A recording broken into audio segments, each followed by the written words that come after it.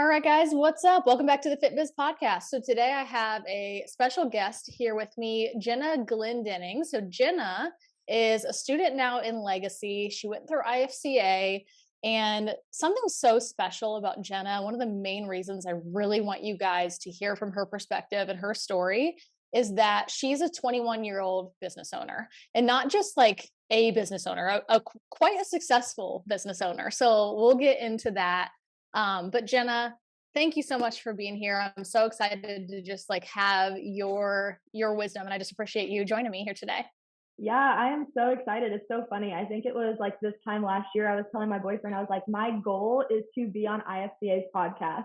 Because that's kind of how I found you guys. And I started having some success within my business. And I was like, that's going to be me next year. And here we are. So it's super cool. Man, I love that. I was actually going to ask about that. So you found us originally through the podcast. Was there a specific episode or anything that made you start saying, "Oh, I want to be on that podcast"?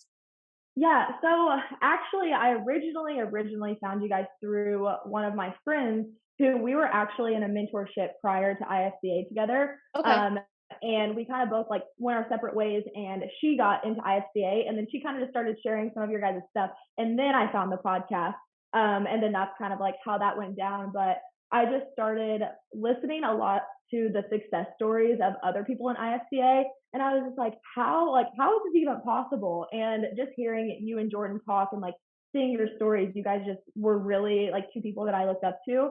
And that's why I just really started getting into everything you guys were posting. And it honestly, everything stood out to me because you guys, live that life that I want, the financial freedom, like all of those things. And that's how I found you guys. So yeah. Man, awesome.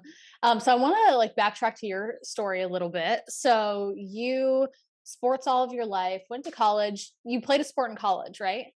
So no, I didn't play a sport in college. I Got it. almost did though. I was heavily involved in sports my entire life, which I do attribute a lot of that to my success now because that was a lot of hard work. I spent so many hours in the gym for basketball or, going the extra mile in track and like just working so hard. And I think that that really is one of the major reasons why I'm so successful now. It instilled a lot of the values that I have Yeah, in me. But I decided not to play sports in college, which that was kind of like the first thing that I thankfully. did. Yeah, yeah, for real, because I would not be here now. But I decided that I didn't want to do track in college, and I was just going to go to college and kind of do the whole thing. And that's kind of what I decided to do. So Yeah. So you went to college, but then you quickly dropped out of college, which I love. I would actually like to take a poll of like IFCA students and our team and stuff, even too, to know who are college dropouts. yeah, I want to talk about that, but this story hits so close to home with me because I think about this all of the time. Like, where could I have been if I had your mindset when I was your age? Because I didn't have your kind of success until I was 26 or 27. mhm, And after I did, though, I have a younger sister. She's 7.5 years younger than me. And she was 19 in college. And I said, you should just drop out. Like, do you actually want to? Like, she was in it for nursing at the time. I said, tell me about nursing. What about it excites you? They're just like, nope, steady job, steady pay, security. I said, those are really dumb reasons to pursue something. I'm like, what would you rather do? And she was like, honestly, what you're doing. And I said, why don't you just drop out and work for me then? And she did right away. She trusted me. I was so thankful. And then it ended up making sense for her to go, do it on her own and everything. But I'm curious, like, did you have an outside influence in your life who was supportive? Did you do this all on your own? That's a yeah, big yeah. decision to drop out of college. Yeah, that's a really good question. My parents have always been very, very supportive of me. I have a really supportive significant other. But I would just say a lot of it stemmed from my own want and desire to have like, I've always just had this very clear vision for my life and like what I truthfully want. And I was just in college and I felt very unfulfilled. I was like, what am I doing right now? I had my online business and I was like, why am I spending hours per week doing discussion posts that like over these random topics? Like, why am I doing an essay that's taking me like 12 hours in ethics? Like, it just felt so pointless. And I Hmm. started expressing this to my parents, and they're also entrepreneurs. So Makes they kind sense. of understand it. But my mom was also like the valedictorian of her college graduating class. So Uh, so it was kind of like both worlds. And so Yeah. it took a lot of like deep conversations and honestly me proving myself, because if I just, came to them and just had this random idea and no success Right. to show for it, they would have been like, this doesn't really make sense. But I honestly like busted my ass off for a while. I still am, obviously. And I had a lot of success. And when they started seeing that, they were like, okay, well, like this Mm, makes sense. Like, you're making like these 10 to 20K months, like you're making a huge impact on people's lives. Like, I get it now. And then yeah. we just had Cool. some conversations and they were just like, you know what, like, let's just, you go do what you want to do. And if worse comes to worse, if you want to go to You go college again back. someday, you can. Yeah. Exactly. And that's really the mindset that they had. And it definitely took a lot of conversations, I think, to get to that point. But I think that that's been one of the biggest things too, is just communication. Like, you can't, like, you just have to have that communication open with them. But I'm very blessed to have super supportive parents that were like, just go do it. So Yeah. Man, I love that you shared that because that's the missing link. Whether it's like, I don't know if my parents support me, I don't know if my spouse supports me, whatever. And I coach people through this all of the time. My biggest like way, like my most exciting thing is to empower people to decide. And oftentimes we're waiting on our spouse or a parent or someone else to make the decision when we already know what we want our own decision to be. yep, So I'll coach people up when we do discovery calls for IFCA. I'll say, do you want to do this? Do you think you'll be successful in IFCA? Do you think you'll do the work? They're like, yes, yes, yes, yes. Okay. All you need is your parents' approval or whatever. Like, yeah. I'm like, I don't think you actually need their approval or their permission. I think you need their support. I think oftentimes we don't stop and we ask for 100%. support because if you went to your significant other today and said, hey, I want to be an entrepreneur, want to be an entrepreneur all my life. I've already figured out the systems. I've already impacted some women's lives. I really believe in this. I want to do IFCA, which sounds crazy to you. I know you don't get it. But I'm asking for your support here because I'm going to do it. I'm going to follow through. That's a really different conversation than like, hey, I want to do this thing. What do you think? They don't know what to think. They don't have any of the Yeah. information like you do. Yeah, yeah, exactly. And that's what I tell women all the time on discovery calls, Yeah. because of course, I coach women through that too when it comes to them investing in my program. And I tell them all the time, like, it is completely different going in and asking for support versus permission. Because Hmm. when you ask for support, you go in, you're confident about it. You're like, no, like, this is what I want to do. I know that this will get me to my goal. And that's really the approach that I took with, my parents and talking to them, is I was just like, like, I know this is what I need to do. I do not feel aligned right now. And I just want your guys' support through this. I'd I love to love have, that. and they were like, like, it's not like we're not going to support you through it. So Hmm. I am a firm believer in asking for support versus permission, because ultimately you know what's best for you. Yeah. And I just don't think that you should let other outside forces dictate the decisions that you make when you know what's best for you. Yeah, I love that. So I didn't know until right before this podcast that you had even invested prior to IFCA, which is so Hmm. cool because what you were 19 or 20 when you made that first Yeah. investment. Um, Mhm. what went through your head at that point? Like what made you go, I need help, I'm gonna invest an amount of money? Like what was your thought Yeah. process?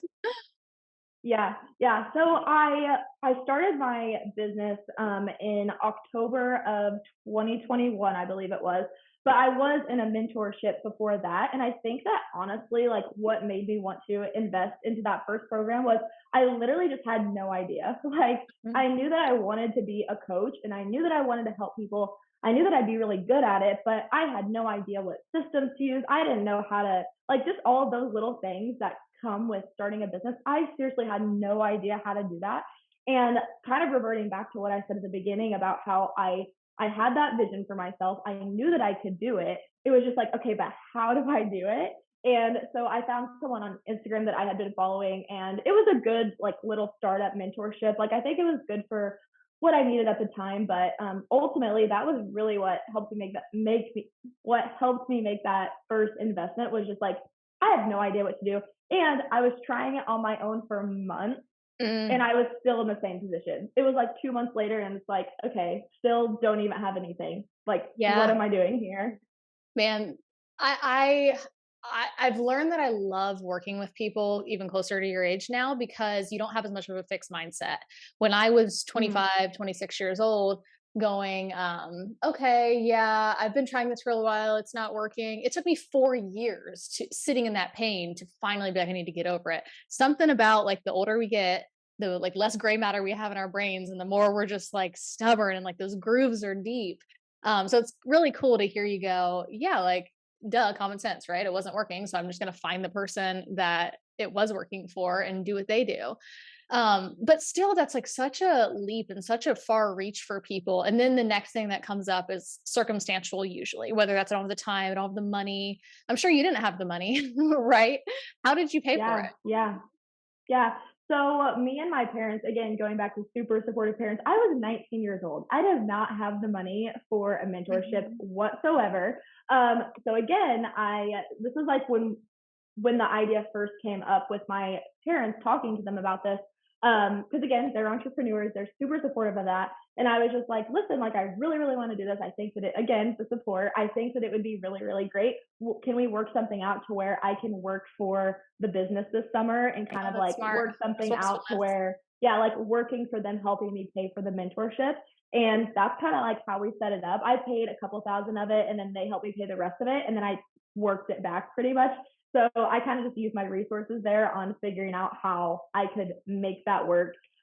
Which I mean, I understand. I definitely am so blessed with that support, those supportive parents, and I think that a lot of people aren't. But still, I think the concept of just being resourceful That's what I and was just gonna say. figuring it out, because Yeah.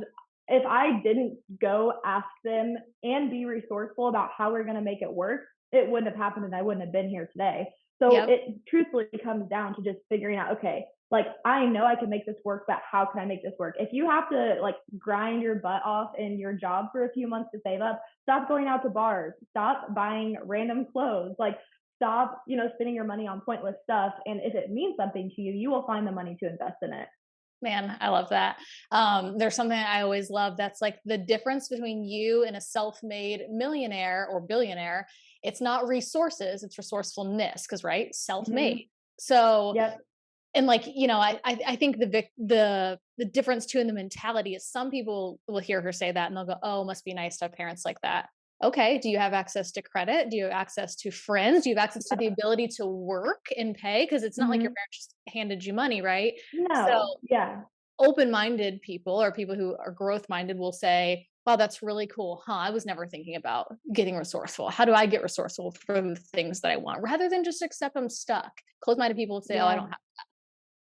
Mm-hmm. Exactly. So And I wanted to kind of fast forward from that mentorship because I think that's so valuable for people who just, how do I even get over the first hump? And I wanted you to get back in that frame of mind for a minute. So then we fast forward yeah. to IFCA.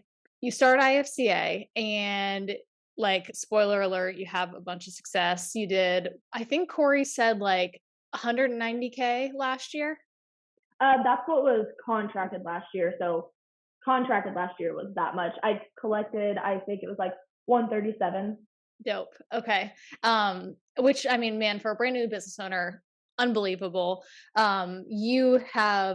You've definitely earned it. Like I always talk about in business, there are skills, character traits, and beliefs, and even just like the way that you're speaking and the way that you show up. You're wise beyond your years. It's weird. Thank you. You carry yourself so well. So there's just so many great character traits there that I'm already like, oh wow, yeah, she's a good coach. She is a great Yeah. CEO. She like the foundation is truly there. But anyway, so you've had this success over the last year or so.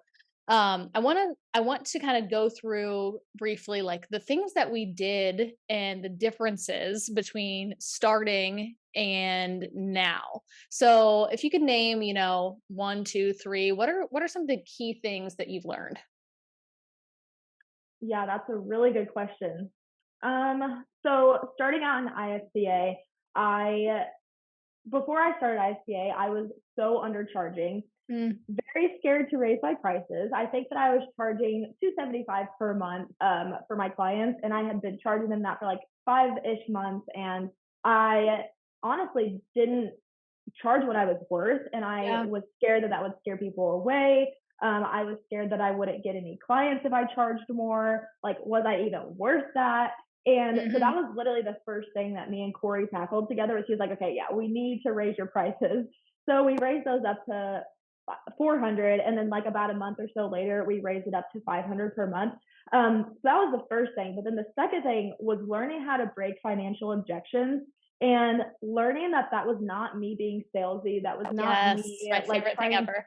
Yeah, not me trying to like push people and make them feel uncomfortable. It was me trying to help these people make a life-changing decision for Mhm. themselves. And that's like the mindset shift that Corey like really helped helped me make is that no, like you're not being salesy. It's not bad that you're charging like, a good amount of money because these clients are going to be way more dedicated into your program. They're going to get so much more success in your program, and then, just all of the other things that come with that. So I think that, learning how to break those financial objections, I'm still learning, obviously, but also just getting out of the mindset that I was being salesy. I think that every new coach has to get out of that mindset, just push that out the door because that's not it at all. Like at the end of the day, we just want these people to, we want to help them change their life. And this is what's going to help them do that. So those were the main things. And then I would say the third thing would be just help with hiring out. I'm still working on this right now. I just hired my first assistant coach, but I wanted to do kind of everything on my own. And Mhm. the thought of hiring people kind of made me nervous. And Yeah. um, I think that that was just something that really scared me. So we hired my first VA that literally saved me so much time. And then just focusing on time management within that. So I really say that those were the three main things so far that has really helped me get to where I'm at would be so it was raising my prices, the mindset around sales and objections, and then just learning how to hire things out and kind of giving up a little bit of that control. Like those were the main things I think so far that have led me to the success that I've had. Yeah. Man, I'm so glad those were the three things because they're three of my favorites, and they're three Yep. places where people have the biggest mindset blocks. So you already touched on this, but that's what I was going to ask. The biggest mindset block people have around raising prices is that in some way it's selfish or they're greedy or they make it about them. Am I worth it? Whatever. But have your clients been getting better results? Oh my gosh, so much better results. Like they are way more compliant. They actually answer your messages. They're just better Hmm. clients overall, better people sometimes. Like Yeah. seriously, they are just so much more dedicated to the process when you charge what you're worth. Yeah, that's one major reason you do it. The second reason you do it, I always say this, is before you're a big business, you have to think like a big business. So Yeah, a year from now, you're going to have more overhead because we're starting to hire and we're so starting to true. scale. And so then you have a choice to make because if you were still charging this $250 a month, then you have to pay your VA, then you have to pay your Oh yeah, assistant coach, then you're eventually going to have a marketing budget. And you're going to look and you're going to make no money. And you're either going to become resentful that you are running a nonprofit and you're coaching all these people for free and they're taking up all your time and then you're having to like go do DoorDash because you have a business that doesn't make yeah, money, or you're going to have a yeah, hard conversation with them. Hey, everyone, I have to raise your prices. And it's just so much better to set the exactly. expectation from the beginning. 100%. And that's something that back in February, when I started the process of hiring my assistant coach, was actually after the Legacy event. And after like Jordan's presentation over like profit, stuff like that, numbers, I was sitting back and I was thinking, okay, I'm charging 500 per month right now. I'm going to bring on an assistant coach. I need to raise my prices. Like, this isn't going to Hmm. be good here in 6 months when I'm still charging this. So you're exactly right. And that's something that I definitely have been implementing too. Yeah. So you invested in First Mentorship, you invested in IFCA, you've also invested in Legacy.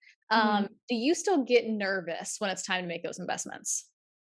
I think that I always feel a little bit of like that, like pinch, I guess, when you Mhm. like pay a large amount of money, but not nervous. Like I knew from the moment that I got into like the continued success, like honestly, I knew within a month of IFCA, the first round that I was in, I knew that I was going to be just keep on investing. And what I always tell everybody is it's like, why would I stop investing in myself? Like I have seen so much growth, so much progress. Like, why would I want that just to stop? Like, do I just want to stop growing? Because I personally think that if I stopped investing in myself, I think I'd be good for a little bit, but you need that support and guidance. And there's seriously nothing like having people in your corner all the time, helping guide you and making decisions and stuff like that.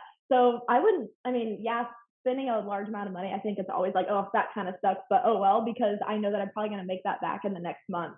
Man, it's when you say it, it sounds like such common sense, but so many people go, okay, I did that. It worked really well. And I'm just going to like continue to see how that goes.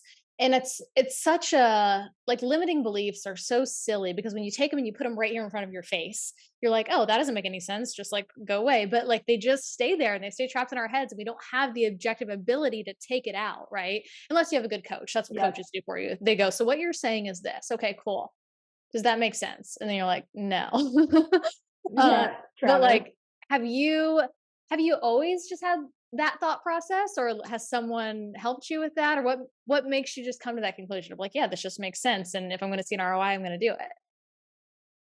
Yeah, I think that that's just a mindset. Like I have just always been a major like overachiever, like Enneagram 3, like go-getter type person. That's just always how I've been, kind of going back to my childhood with sports and stuff. Like I Hmm. was always the person really to do the extra, always staying after practices, doing, staying an hour after basketball to shoot so I could perfect my shot. Like staying after, going in on weekends, doing all that stuff. So I think that that really just instilled within me that, like, okay, if you put in, you're going to get out, because I had a lot of success with that. So I think that, that kind of transferred to my mindset with money and investing myself. Like, okay, yeah, like this is an investment, but, I know, like, I've seen what happens when you put in a lot of work, when you put in money. Like, I've seen what happens when you do that. So I think that that's always been something, a trait that I've kind of had, but it's Hmm. definitely something that I have to keep practicing. Like, I have to keep that mindset because it is hard when, you're coming up again on, signing up again for Legacy or for, investing in other mentorships. It's like, oh, like, should I do that? But I think that it, again, comes down to like really sitting back and thinking, like, what's it going to cost me if I don't do this? Like, do I just want to Yeah. stay in the position that I'm at? Do I want to go backwards? No, I don't want that. I want to keep growing. So Yeah. I'm just going to keep on investing in myself. And I think that, that's a mindset that I've just always had in some form or another, which has really helped me. But yeah. Yeah, man, Jenna, I'd love to be a fly on the wall in some of your coaching calls or sales calls because I can already tell like the people that you come in contact with, you change their way of thinking, which is the Mhm. whole reason to be a coach, right? Yeah. So what you were talking about like Enneagram 3 and like I'm also an Enneagram 3 that resonates really hard. Yeah.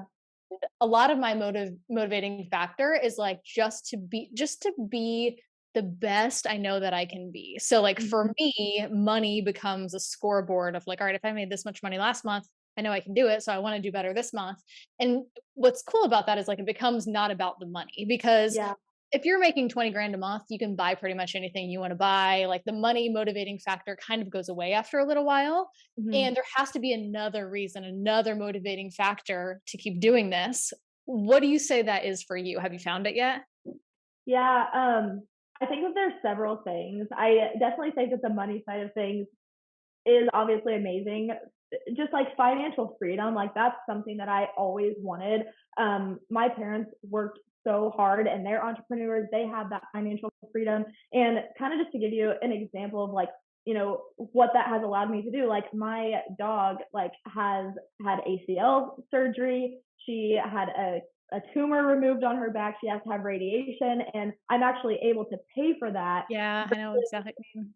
Yeah, versus not being in that position. So of course the money is a really great factor, but you're right. Like once you get to a point, it's like, okay, cool, like that's I awesome. It's not as yeah. yeah, it's not as much of a thing that each month you're like, oh my gosh, like I got this 20K month, whatever. Like it's cool, but it's not the biggest thing. I think that I'm still trying to find that, but for me, I think a really cool motivating factor is just the life change that my clients are having. It's Yeah. insane to me. Like, and it makes me so happy. Like, I have clients who, they're able to go get job promotions and support their families better because they have more confidence. They heal their relationship with food, that's their relationships with food that they've struggled with for 20 years. I had a client message me the other day that said, like, this is the best she's felt in her whole entire adult life. So I think that, money is a great motivating factor, but I think to keep going when the days are hard, because it is hard, it's not all the glamorizing that it seems to be when we like talk about it sometimes. But I think just, seeing the life change that these girls are making just makes you want to keep showing up. Yeah. And then the wheels start to turn in your brain and you go, man, all right, I'm making these life changes. All that's standing in between me and helping more women is my Exactly. ability to be a CEO, because it's not hours in the day because you're going to cap out. You For can only sure. handle so many people, right? But if I Mhm. build a team and if I like, I can impact as many people as I want. So then it's like, gosh, if that's my motivator, it's selfish for me to not learn Yeah, how to do this stuff because I can 100%. make a difference in other people's lives. I love that one. Yeah. Yeah. No, Um, that's literally something I think about all the time. Yeah, I want to ask you one final question that I think a lot of people, this is exactly how they feel in your shoes. I think people actually of all ages feel this way for one reason or another, but I think it'll resonate with younger people. Something we hear a lot is just like the, oh, I'm too young to do this. Kind of like, who am I to be a coach? I need to wait. I need more life experience. I need more age. I need more whatever it is. What would you say to that? I think that I would say if it's a passion that you like, if this is a passion that you have, like, why not you? Yeah. Like, what makes you think that you are too young to do this? Like, you have, I tell it to my clients all the time, but you have all of the power within you to change your circumstance. You have all of that within you. You just have to take action and do it. So when you get those thoughts of like, oh, I'm too young or I'm too old or whatever it is, Mm, I think that you have to sit back and think, like, where are these limiting beliefs coming from and why not me? I have all of the power to make these decisions. I have all of the power within myself to create the life of my dreams, the financial freedom of my dreams. Like, in any aspect of life, you have that power within you, but it's just up to you to put in the work, take the action, make the investment, whatever it is. So I think it really just comes down to saying to yourself, like, why not me? And like, why couldn't yeah. I do this? Yeah. Honestly, age, what I love that you pointed out too old too, is another one we get. But Mhm. that's just as like of a BS excuse as any of them. And everyone has one. Everyone thinks I'm not in good enough shape, or I'm too Mhm. introverted, or I'm too this, or I'm too that, or like whatever. Literally everybody has a reason that they would Yep. say, oh, someone else is better than me. And the thing is, someone else is better than you, right? You're not the Yep. best coach in the world. Nobody is going to be able to be like, hey, and if you think you're the best coach in the world, you're probably just a sociopath. Yes. um, but the thing is, you only have to be a few steps ahead of your client.